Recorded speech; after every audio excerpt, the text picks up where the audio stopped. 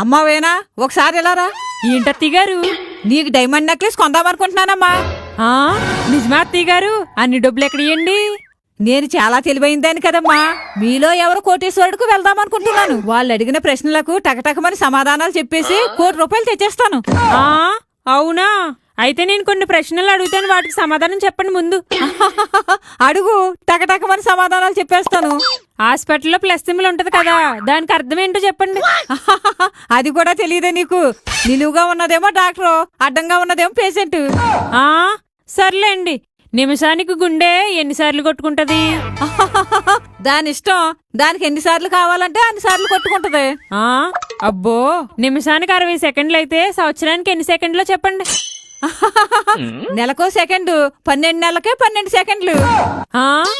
మీరు ₹1,00,00,000 తెచ్చినట్టే, నాకు నెక్లెస్ కొన్నట్టే.